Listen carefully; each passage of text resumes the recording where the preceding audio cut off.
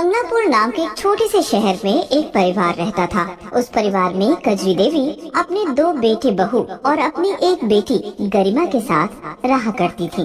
कजरी देवी अपनी बेटी गरिमा से सबसे अधिक प्यार करती थी, क्योंकि एक वही थी जो अपनी बूढ़ी माँ की चिंता किया करती थी। एक रोज गरिमा अपनी बूढ़ी माँ को दवाई खिला रही होती है कि तभी कजरी देवी का बड़ा बेटा मनीष गरिमा को आवाज लगाते हुए बोलता है, अरे गरिमा, कहाँ मर गई? मुझे दुकान के लिए लेट हो रहा है और ये अभी तक चाय नाश्ता लेकर नहीं आई है। भैया, माँ की तबीयत ठीक नहीं है, तो बस मैं उन्हें दवा ही खिला रही थी। गरिमा बड़े भाई के लिए चाय नाश्ता बनाकर ला ही रही होती है कि तभी गरिमा का छोटा भाई चंदन गरिमा को आवाज लगाते हुए बोलता है, गरिमा, तेरी भाभी का सुबह से सिर दर्द हो रहा है, इसलिए उसने खाना नहीं बनाया और ना ही मेरे कपड़े इस्त्री किए हैं। मेरी बहन, तू जल्दी से मेरे कपड़े इस्त्री करके दे दे। अरे, तुम भाइयों को घर के काम के लिए बस अपनी बहन ही दिखाई देती है क्या? सुबह से लेकर रात तक बेचारी बस घर के काम ही करती रहती है और दोनों बहुरानी बस आराम फरमाती रहती है। ओह माँ, तुम भी ना। अरे घर के काम काज आने भी तो जरूरी है। आखिर गरिमा को शादी करके दूसरे घर भी तो जाना है।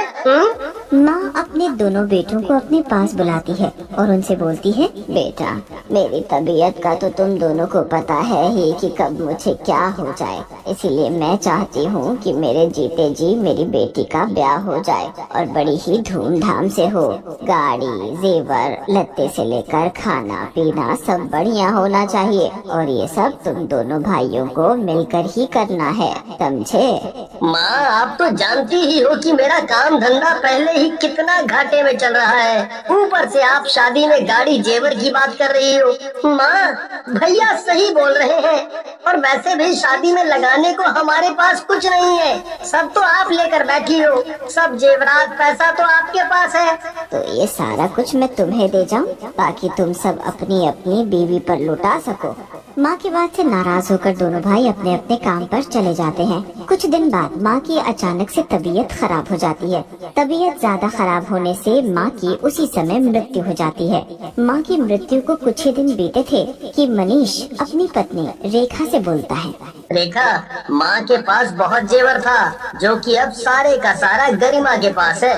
अजय, जेवर पर तो अब आपका हक बनता है, आखिर आप घर के बड़े हैं। पर देखो, माँ सारा जेवर मकान सब गरिमा के नाम कर गई और हम लोगों को कंगाल करके चली गई। तभी वहाँ पर चंदन और उसकी पत्नी मीनाक्षी आते हैं और रेखा की बात सुनकर बोलते हैं, सही बोल रही हो जेठानी जी, माँ तो हमें बस घर का एक छोटा सा कोना थमा गई और सब इस गरिमा को सौंप गई। अगर हमें ये घर मकान और जेवर सब अपने नाम करना है तो कुछ करना ही होगा, नहीं तो गरिमा की जहाँ शादी हुई नहीं कि हम सब सड़क पर नजर आएंगे। सब आपस में बात कर ही रहे होते हैं कि तभी गरिमा वहाँ आ जाती है और अपने भाई से बोलती है, भैया, आप मुझसे माँ के जेवर लेना चाहते हैं, पर मैं आपको बता दूं कि वो जेवर मेरी माँ के हैं और उनकी आखिरी इच्छा थी कि मेरी शादी उन्हीं खानदानी जेवर को पहन कर हो, इसीलिए मैं वो जेवर आप दोनों में से किसी को भी नहीं देने वाली। और वैसे भी आप दोनों भाई भाभीियों ने कभी न मुझे प्यार दिया और न ही कभी माँ की फिक्र की, इसीलिए उन जेवर पर आप दोनों भाइयों का कोई हक नहीं बनता। ऐसा बोलकर गरिमा वहाँ से चली जाती है। गरिमा के जाते ही रेखा बोलती है, अजी, देख रहे हो इस लड़की के तेवर, आज जेवर के लिए हम सबको इतना कुछ सुनाकर चली गई, कल को तो ये हमें इस घर से भी बाहर निकाल फेंकेगी। इस गरिमा को तो आज रात को ही हम लोगों को ठिकाने लगाना होगा, इससे पहले कि ये हमें सड़क पर लाकर खड़ा कर दे।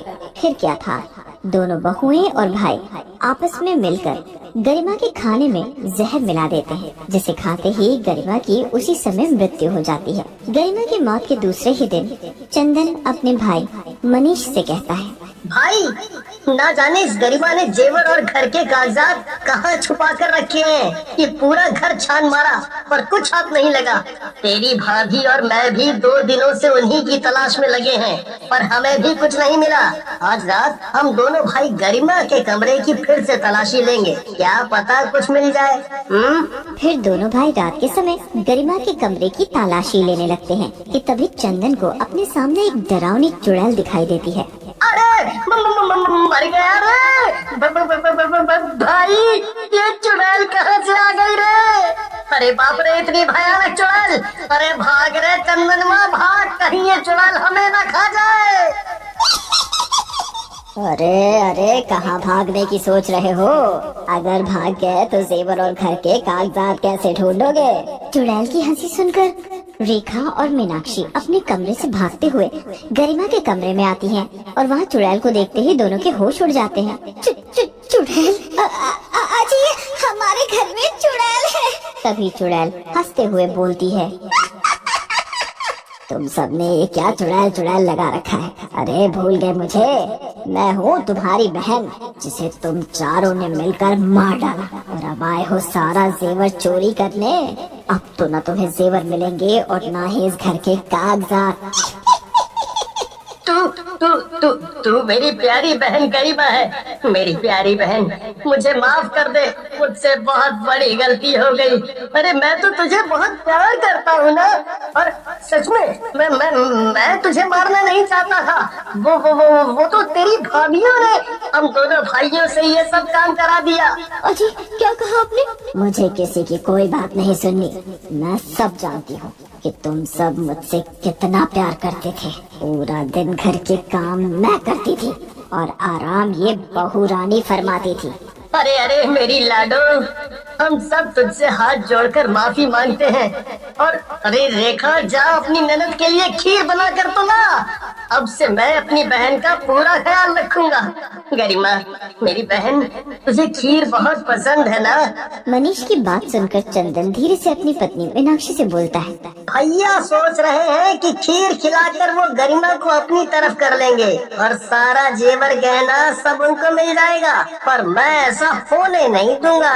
गरिमा मेरी बहन, तू मेरे साथ मेरे कमरे में चल, वहाँ चलकर तू आराम करना और मैं तेरी सेवा करूँगा, तेरे हाथ पैर दबाऊंगा और तेरे लिए तेरी पसंद की इमरती तुझे खिलाऊंगा। गरिमा मेरे साथ रहेगी और तूने आज तक तो कभी गरिमा को इमरती नहीं खिलाई, जो आज इसे इमरती खिलाने की बात कर रहा है।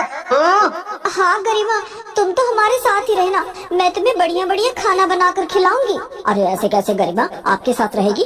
कुछ भी हो जाए गरिमा तो हमारे ही साथ रहेगी। ओहो, लड़ना झगड़ना बंद करो और गरिमा कुछ दिन हमारे साथ रहेगी और कुछ दिन चंदन तेरे साथ, और जो गरिमा को खुश करेगा गरिमा उसे ही जेवर और मकान के कागजात सौंपेगी। एक तो मुझे तुम सबने मिलकर मार डाला और अब जब मैं एक चुड़ैल बन गई हूँ और सारा जेवर कागजात मेरे पास है, तो तुम दोनों भाई मेरा बंटवारा करना चाहते हो। सब समझती हूँ मैं कि तुम दोनों अपनी इस चुड़ैल बहन का बंटवारा इसलिए करना चाहते हो ताकि तुम्हें जेवर और मकान के कागजात मिल सके, और मेरी इतनी चापलूसी भी इसलिए हो रही है क्योंकि मैं तुम सबको कुछ ना कर सकूं, है ना? क्यों? ऐसा बोलते ही चुड़ैल जोर जोर से हंसने लगती है और हंसते हुए बोलती है, अब मैं किसी को नहीं छोड़ने वाली, मैं तुम सबको मार डालूंगी, अब कोई नहीं मुझसे बचेगा। ऐसा बोलते ही चुड़ैल अपनी भाभी रेखा का गला पकड़ लेती है। अरे रे मर गई रे गरिमा, मेरी प्यारी ननद, मुझे माफ कर दे। लालच में आकर मैंने तुम्हारे खाने में जहर मिलाकर तुम्हें मार डाला। ऐसा बोलकर रेखा जोर जोर से रोने लगती है। रेखा को रोता बिलखता देख मनीष को बहुत दुख होता है। मनीष आंखों में आंसू लिए चुड़ैल बहन से बोलता है, दर्द तकलीफ क्या होती है आज मुझे पता चला। गरिमा मेरी बहन, एक तो हम सबने मिलकर तुम्हें मार डाला और मारने के बाद भी लालच के चक्कर में हम तेरा बंटवारा करने लगे। इतने बेरहम और लालची हो गए हैं हम। रेखा रोते बिलखते हुए बोलती है, हाय हाय मेरा गला छोड़ दो गरिमा, मैं तुमसे हाथ जोड़कर माफी मांगती हूँ। अब मुझे कुछ नहीं चाहिए, बस तुम मेरी जान बख्श दो गरिमा, हमें माफ कर दो, हमें कुछ भी नहीं चाहिए, न जेवर न मकान में हिस्सा, हमें तो बस अपनी जान प्यारी है। चुड़ैल रेखा का गला छोड़ देती है कि तभी दोनों भाई गरिमा के पैरों में गिर पड़ते हैं और गरिमा से माफी मांगने लगते हैं। चुड़ैल अपने भाइयों को अपने पैरों में गिरकर माफी मांगते हुए देखकर बड़ी ही दुखी होती है और उसकी आंखें आंसू से भर जाती हैं। तुम सभी को अपने किए पर पछतावा हो गया है, यही मेरे लिए काफी है। ऐसा बोलकर चुड़ैल मकान के कागजात और जेवर अपने भाइयों को दे देती है और उनसे बोलती है, कभी भी लालच में आकर अपनी बहन का बंटवारा नहीं करना चाहिए। एक बहन अपने भाई के प्यार की भूखी होती है। अगर किसी चीज का बंटवारा करना है तो उस पर बस प्यार का बंटवारा करो। ऐसा बोलते ही चुड़ैल वहाँ से गायब हो जाती है। चुड़ैल बहन की ये बात सुनकर सभी की आंखें